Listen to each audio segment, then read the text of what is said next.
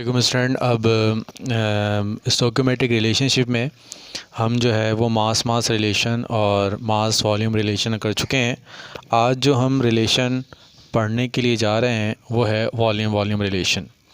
अब इसको देख के आपको अंदाज़ा हो गया होगा कि इसके अंदर आपके पास जो गैसेस हैं उनके मोल्स यानी गैसेस का जो वॉल्यूम है वो आपको दिया जाएगा रिएक्टेंट का, और उससे जो है आपने प्रोडक्ट का जो वॉल्यूम होगा वो आपने जो है होगा मालूम करना होगा। जैसे ये C2H4 एक गैस है इथीन।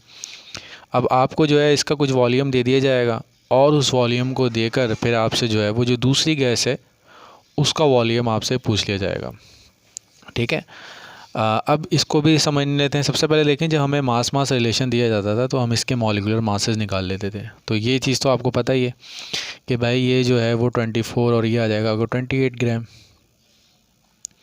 ठीक है। अब ये आपके पास 3 है और ये आपके पास जो है वो कितना है 32 है। ठीक है, ये 32 ग्राम्स हो गया। ये आपका 2 मल्टीप्लाई बाय आपके पास 42 ग्राम हो जाएगा। ठीक है, और ये आपका 2 मल्टीप्लाई बाय 18 हो जाएगा।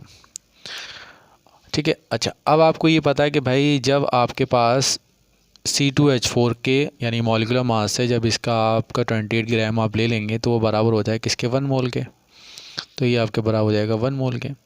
और इसी तरह से जब आपने जो है 32 ग्राम ले लिए तो ये भी बराबर हो जाएगा किसके 1 मोल के।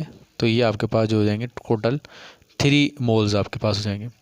और इसी तरह से यहाँ पर जो कार्बन डाइऑक्साइड है ये 1 मोल के बराबर है। तो 1 मोल जब 2 से मल्टीप्लाई हो जाएगा तो ये आपको 2 मोल्स हो जाएंगे। और इसी तरह से ये आपके पास 1 मोल हो जाएगा। तो इससे यहाँ तक तो हम सीख चुके थे कि आपके पास मास रिलेशन को सॉल्व करने के 2 तरीके होते हैं। या तो आप इनके मासेस को ले लें और फिर उनका रिलेशन लगा के आप सॉल्व कर लें, या फिर आप जो है वो मोल का रिलेशन आप दे दें। अब वॉल्यूम में क्या होता है कि आपने क्या करना होता है, आपने जो गैसेस के वॉल्यूम है उनका रिलेशन आपने यूज़ करना होता है। अब वॉल्यूम है तो आपको ये पता है कि 1 मोल जो भी वॉल्यूम ऑक्यूपाई करता है वो 22.4 dm³ जो है वो आपका ऑक्यूपाई करता है। ठीक है। और इसी तरह से यहाँ जो इसका 1 मोल होगा, ये 1 मोल भी जो है आपका 22.4 dm³ जो होगा वो आपका क्या करेगा, ऑक्यूपाई करेगा। और इसी तरह से इसका अगर आप देखेंगे तो ये भी आपका 2 मल्टीप्लाई बाय 22.4 dm³ यानी 1 मोल है। और ये 2 और इस तरह से ये भी आपका गैशियस फॉर्म में 22.4 dm³ जो है। ठीक है। अब देखें इन सब में जो कॉमन है वो 22.4 dm कॉमन है। तो ये आ जाएगा आपका 1 dm³। ठीक है, ये आ जाएगा आपका 3 dm³, और ये आ जाएगा आपका 2 dm³, और ये आ जाएगा आपका 2 dm³। अब स्टूडेंट यहाँ तक मैंने सिर्फ आपको समझाने के लिए, जब आप ये मास वॉल्यूम रिलेशन को सॉल्व करेंगे तो ये इतनी सारी चीज़ें आपको करने की ज़रूरत नहीं होती। आप सिर्फ ये आखिर वाला जो रिलेशन है वो आसानी से यूज़ कर सकते हैं। अब देखें, जब ग्राम्स यूज़ करना है तो हम ग्राम्स लिख के इनका रिलेशन ले लेंगे। जब मोल्स हमें गिवन है तो हम मोल्स लिख लेंगे। अब अगर वॉल्यूम गिवन है तो फिर हम वॉल्यूम का भी जो है वो को यूज़ करते हुए हम वॉल्यूम को मालूम कर सकते हैं। अब लिखा है what volume of oxygen. Oxygen का वॉल्यूम आपको रिक्वायर है to burn 500 dm³ of ethene, यानी इसके जो है वो 500 dm³ जो है वो आपको क्या है, आपके गिवन है। तो सबसे पहले स्टूडेंट ये आपको पता लग गया कि इसमें जो हमने रिलेशन लगाना है वो इथीन का और ऑक्सीजन का लगाना है। तो अब इसमें लिख लेते हैं 1 mole of C2H4, 1 mole of C2H4 require.